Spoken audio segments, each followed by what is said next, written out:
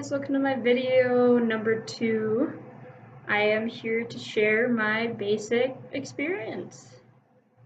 I know my quality of video right now is really bad. I'm hopefully gonna get a camera here in the next month. So right now this is what we're gonna have to deal with. I know, kind of sucks, but I'm hoping that this is gonna help a little bit on getting that camera. But couple of topics I wanted to hit are how my PT was going in, how I escalated to a better PT score by the end of basic. Another one I'm going to talk about is how the drill sergeant acted from day 1 all the way until graduation. Another one I'm going to talk about is how the environment is like how is everybody acting, how is your normal day-to-day basis going to look like. Another one I'm going to touch on is what it was like for me. How did I personally feel about it? What did I do to make my basic experience how it was, how to make it worse, how to make it better, maybe putting in a story of how I got my platoon smoked. And then my last thing I'm going to touch is the different phases. So my first one, like I said, is PT going in. PT, I was not the best in. I didn't really have the guidance or the motivation before I joined the Army to really go headstrong into weightlifting and stuff like that, nor the money for a good strengthening program in the least. So I had to kind of work out when I could. I was always working or doing schoolwork or doing school activities, so never really got the time to, but started out pretty low in the scale. Once I got here, I think my lowest score was a 180, and then by the time I graduated, I was at 273, but it's getting better now that I'm here at my unit. It just goes to show that no matter what shape you're in, if you just keep on trying, you're going to get through it. Like, they can't fail you for trying. If there's a point where you literally can't pass the PT test, then yeah, they're going to have to recycle you to hopefully let that time help you get stronger. You just need more time to get stronger is all. Going on to the next thing is how the drill sergeants acted from day 1 to graduation. The first day that you're going to get there of course is going to be way more drill sergeants than you're going to expect. You get off that bus from them yelling, you have to, for my basic training at Ft.Benning, we had to run through the sand, and because my company was on the complete opposite side of the sand pit that we were running through, we had to carry both of our duffel bags, one in the front, and then run all the way to the company, and everybody had at least one bag at that time. So once we got there, we dropped that bag, and then we had to go grab our other one. So we ran back, dropped the other one. This time you're already huffing and puffing because your lazy butt is not used to this kind of exercise, especially with weight and stuff. And then once you get done running and getting your bags there, you have to pick that sucker up and you gotta put it above your head. Now, it's not your bag that you have. If you have the company that I did. My company, they threw all the bags in a pile and said, you better grab one and get your butt moving or else I'm gonna be picking on you as soon as you're the last one. Never, ever be the last one at anything you ever do in basic, because if you are the last one in basic, your butt's gonna get chewed out. So I grabbed a bag, not my bag. I packed one bag super light and one bag super heavy for this reason. So I was expecting to have my own bag during this process. Yeah, that didn't happen. I picked up the bag. It was probably, I want to say, around 40 pounds, 40 to 45 pounds. And I have it sitting here on my head, my weak little butt sitting it on my head like, oh my God, I can't get this thing up. Next thing I know, I have one drill sergeant over here, one drill sergeant over here, and they're like, get that thing off your head, hurry up. So with my freaking little muscles, I squat down and I go, and I push it up above my head, and I'm just sitting there like, oh my gosh, I can't believe this. I did that. Like, I've never done anything like this before, and a whole lot of thoughts are running through my head. So at that time, the drill sergeants are going to be on your case for sure.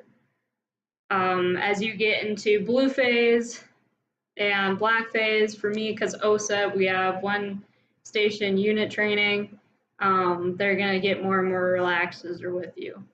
So the environment for me as the weeks went on got better and better. For the females, for us, I know we didn't get our bays trashed as much because we locked our stuff up, we cleaned up after ourselves, we knew what the drill sergeants wanted, so we kept it to a T. There was like maybe a minor couple lotion throws all over the bathroom windows and all over the floors, and soap rubbed into the floors and stuff like that, but no, not a single person left their lockers open for them to be able to trash enough. Unlike the males barracks that I noticed, a lot of them left their lockers open, a lot of them got trashed. I think it was our first graduation day. That was the worst barracks trashing that we've ever gotten. Trash was thrown everywhere. One of the sandbags got poured all over our kill zone, which you'll find out about when you get there, what a kill zone is. One of the sandbags got poured all around the perimeter of the barracks room, and then water got poured on top of it. Baby powder was everywhere. All of the barracks beds were flipped over on their sides. All of the mattresses were out of the racks. We walked into the bathroom. There was feminine products everywhere. There was just a bunch of crap that we didn't even have in there because we cleaned up before we left. Like, we didn't have any of that stuff in there. So that was the worst trashing we got after our first family day. That was pretty bad. But your environment's going to get easier and easier as you go on, especially because the drill sergeants are getting tired too. You might get a little bit more sleeping time as the weeks go on, but that's up to your drill sergeants how they're feeling that day. You can't really do anything about it. So how basic was for me, I thought it was all right. I definitely struggled on the rucks just because of my size, since I'm not that tall. So I had to run most of them, which resulted in a couple of injuries. I pushed past them, as you can see, because I graduated on time. Definitely was the hardest thing I've done in my life for sure.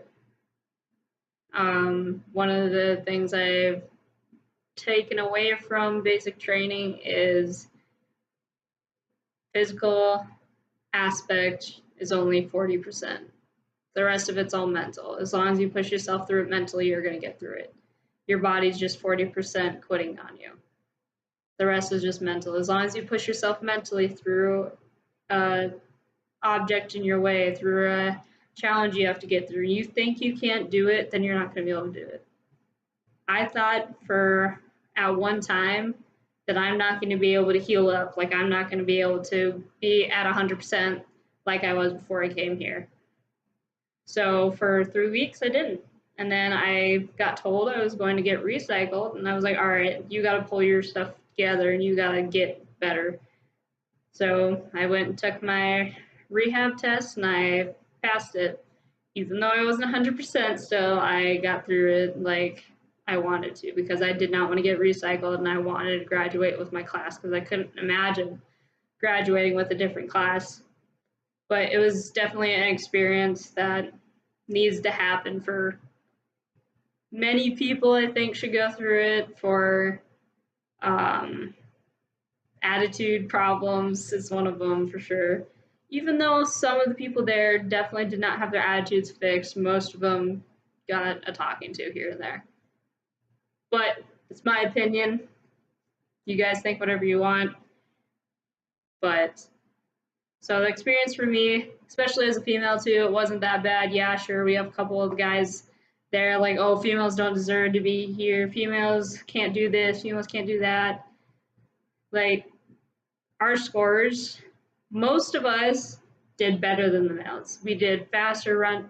It wasn't all at once, but some of us had faster run times than them. Some of us had better sit-ups than them. Like, some of us were able to do like 80 something sit-ups to where guys can only do like 60. The guy that mainly caused problems in our company had a run time of, I think the slowest one that I heard he did was 16 minutes. That's not passing for male score at all. Like, he's a whole entire, like, 30 seconds off from just 60%. So he wasn't even passing his PT score in general, which is another thing, like I said, you can't get recycled for if it's really, really bad. But that's one thing that guys don't really put into aspect. Like, yeah, you're talking crap to us, but look at yourself first. Like, sure, I might not be able to do this, but I bet you can't do this, which is something that I can do.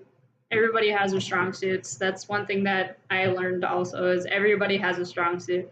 Sure, I may not be able to do as much pull-ups as you can, but you may not be able to run as fast as I can, or you may not be able to climb a rock wall as fast as I can. Everybody has their talents. But like I said, the last thing I was going to end on was the different phases through basic. So you're going to start out in red phase, which is the worst of the worst phases you're going to start in. I was personally stuck in that phase for 5 weeks out of the 9 for the basic part of it. That was absolute torture. I hated every second of every day. I woke up and I was like, oh my gosh, this is going to be terrible. We're going to get smoked all day. We're going to get yelled at all day like little kids. And that, yeah, it was absolutely terrible. But then we got pushed into white phase eventually, which is where you start your rifle marksmanship and stuff. And that was fun for me because, as me being a hunter too, I was like, yes, I get to shoot ammo. It's free. I get to shoot like all day long and not be told like what to do, and I can just be me on the field. Like, that was the best thing. That was the best part of my whole entire basic experience, is I could shoot all day. And then sub-drill sergeants, if they don't want to shoot their ammo, or if we have extra ammo, they'll give you a whole entire new magazine, or they'll give you 3. You get to shoot as fast as possible, just get rid of all the ammo so you can get out of there. You just boop, boop, boop. You can only go on semi, you can't go on auto because dangerous. But if you shoot fast enough, it kind of counts. The next phase that we got put on was blue phase, which is your finishing out of basic. So you're starting to get all your PT scores definitely count during this time. You have your ruck march, your last 12-mile ruck march. And the 12-mile ruck before you guys graduate is an absolute must. Like, you cannot fail that whatsoever. That's when you start getting your uniform and stuff, and you start getting really excited. Like, I have to finish this now because I have my uniform. Like, there's no excuse for me to fail now. And then you have your family day, and then if you're at a different station, you might get put on a different post for your AIT training, or if you're infantry like I was, you're going to stay in Ft.Benning, Georgia, and you're going to start your clearing rooms and stuff the first week that you're there. And that was really fun until I got injured, and that was like the best part. That was the second best part of my whole entire basic training experience. I was like, oh my gosh, I feel like an actual infantryman now. Like, I'm starting to do what I wanted to do. That's what I saw in the videos, and I was like, I have to do that. Like, this is what makes me want to get up in the mornings to be able to do that.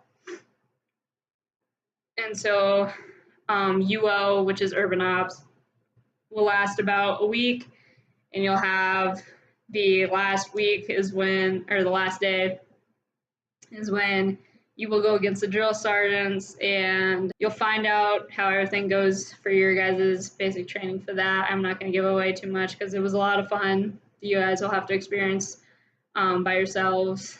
But then after UO, you go to STT. That's like out in the field for however many days. Ours was 4 days in the morning of out in the field, just digging foxholes, learning your training and stuff for out in the field. You have artillery shells getting fired at you, stuff like that. You'll have fun with those too.